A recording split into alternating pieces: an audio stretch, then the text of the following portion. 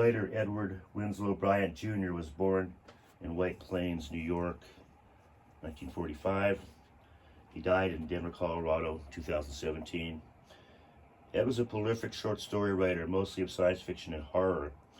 The winner of 2 Nebulas and 1 Stoker Award with a host of other nominations. Ed, the founder in the early 70s of the Northern Colorado Writers Workshop, a group that has now outlived him by almost a decade. Sure, Ed helped major talents like Connie Willis and Dan Simmons find their voice and hone their craft, but more importantly to who Ed was as a person, he also helped and encouraged literally hundreds of writers and wannabes. The fellowship of the word was a concept Ed took very seriously indeed, while never being pretentious enough to use a phrase like the fellowship of the word. That's what friends are for. And for decades, Ed was an honest but always encouraging Lancelot, bucking up young writers of any age and sending them, always braver for his efforts, back to battle the empty page. It was my privilege to be Ed's friend for more than 35 years. I miss him very much. This is part of an interview I did with him on April 18th, 2010. It's a pleasure to once again hear his authoritative, radio-ready voice. And without further ado, here's Ed. April 18th, 2010, I'm talking with American short story writer Ed Bryant. Ed, we had dinner tonight with Harlan Ellison. I'm sure you have many, but what's maybe the funniest Harlan Ellison story you could think of off the top of your head?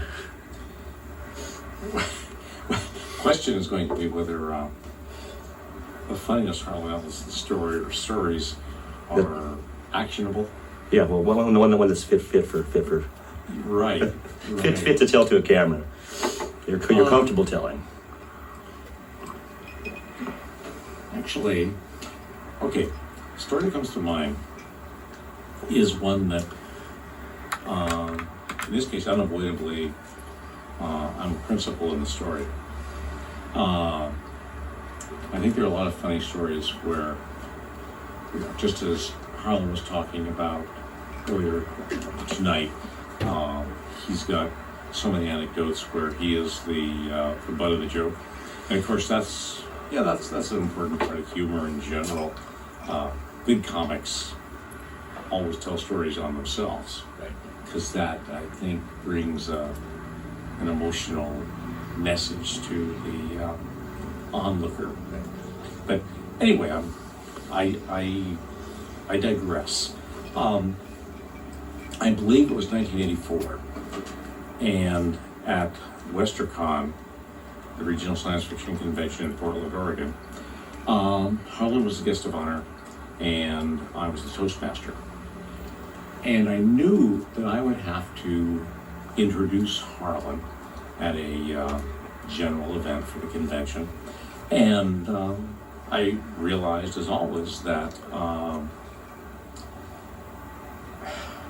it was going to be very hard because, what can you say about Harlan that other people have already told? And so what happened was we're all up on the platform, and Harlan's sitting there, and he's waiting to find out whether I'm going to deliver some sort of encomium about what a terrific human being he is and what a wonderful writer he is, both of which are absolutely true, but I said those things before at various events, and I wanted to do something new. So, because this was very close to Harlan's 50th birthday, I talked about how I wanted to make mention of somebody who was celebrating his 50th birthday. I mentioned that the person I was talking about was somebody who was extremely short. And the moment I said that, I could tell in the corner of my eye that Harlan was sort of stiffening up because, he's 5'2", which is not a professional basketball player's height. With maybe a touch of a Napoleon complex. Well, he's heard so many short jokes. So I knew that that was going to get under his skin. And so then I said, this person is somebody who talks very fast. This is somebody who, when he becomes exercised, when he's angry, he sputters. And I just went on and on and on. And, I talked about this person's temper, his volatile and mercurial nature. And all the time that I was describing this person, I could tell that Harlan was getting just, I don't know, I wasn't sure whether he was going to club me from behind or what. This wasn't a roast after all. Pardon me? This wasn't a roast after all. No, it wasn't a roast. I was supposed to be saying Right. nice things Yes. about him. And so when it seemed the right moment, I said, well, the person I've described, as I say, we're recognizing his 50th year here on Earth. So I hope you will all join me in a round of applause as a gesture of appreciation for Donald Duck. And Harlan practically fell down on the stage laughing. So this is a case where it was a funny event for Harlan. Right. But I was just glad that I survived until the punchline. But it's true, that was the 50th birthday for Donald Duck's creation by Walt Disney. Okay. Let's talk a little bit about your career. You've won, I believe, two Nebula Awards given by the Science Fiction Writers of America, right? That's right. Which is probably the highest award in the field. The first one was what year for what story?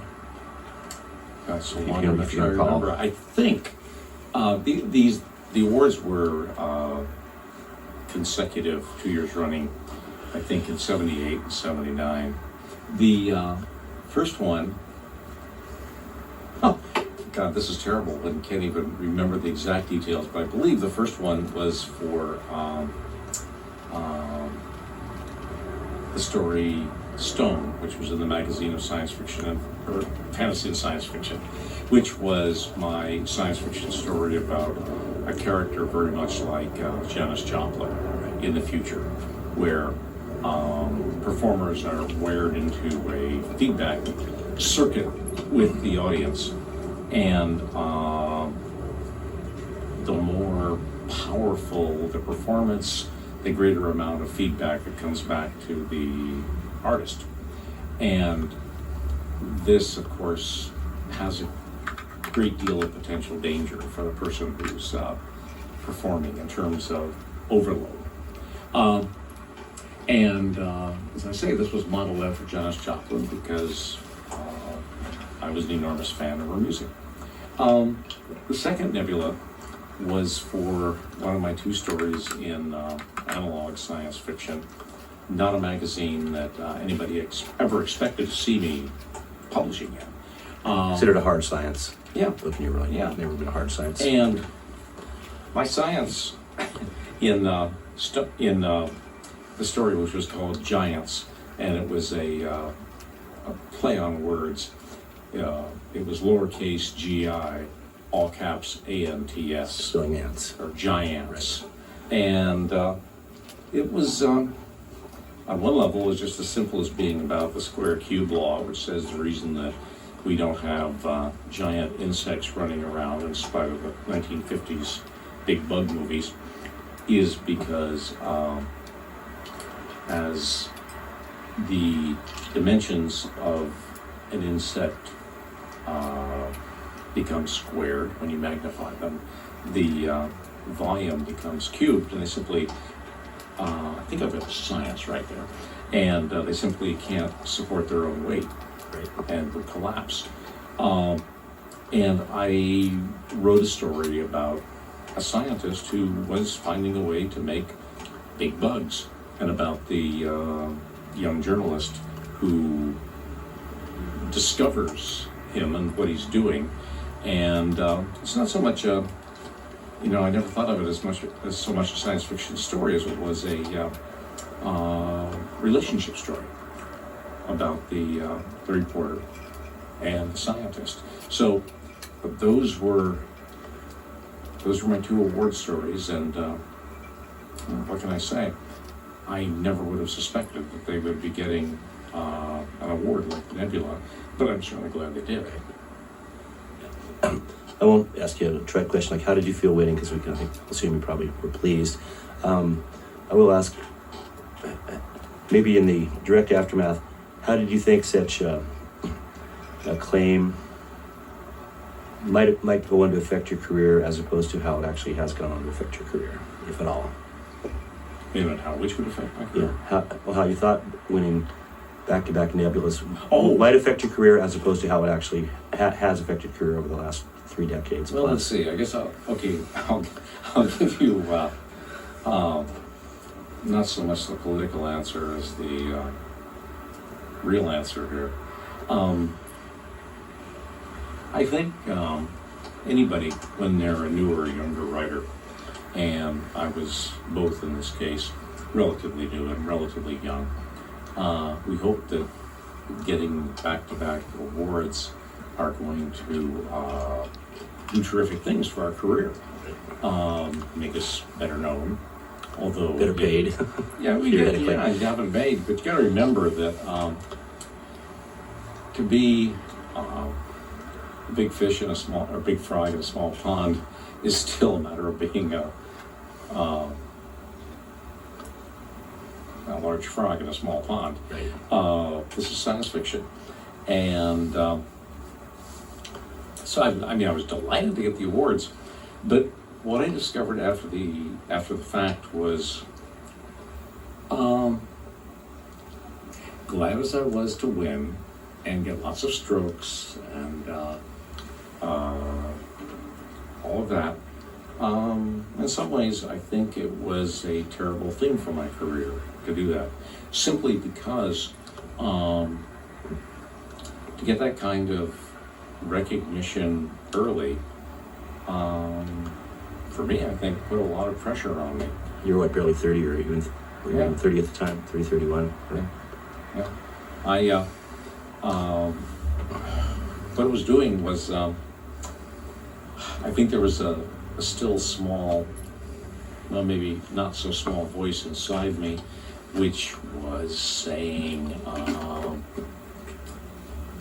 okay, how are you going to beat this? Right. How are you going to surpass this? Because I know that the next year, one of my stories was a finalist, and it didn't win. Right. And I remember feeling crushed because after only 2 consecutive successes like this, I was sort of hoping it would continue Right. indefinitely, which is not exactly realistic. And so, after that, I sort of felt that I had to go back to square one and to sort of plug away again. I'd been very lucky, and I could appreciate what I'd received, but I could not allow it to be something that was going to foretell how the rest of my professional life would go. Okay.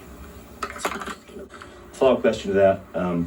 Much like Harlan, you've stuck largely to the short story format through most of your career. I think with the one exception I know being the novelization of the Phoenix Without Ashes. I know that you at least started some novel projects over the years. Do you feel that disappointment that you really haven't accomplished much in a larger form, novel form? Well, I mean, first, regardless of anything else, I'm tremendously proud of what I've been able to do, okay? Some of my stories are more ambitious than others, some are more successful than others, some are less so. But all of them I'm glad that I wrote. I don't feel ashamed of any of that. But I'm also aware of what I sometimes feel is all the time, all the energy I squandered on other things besides writing. Things like, living.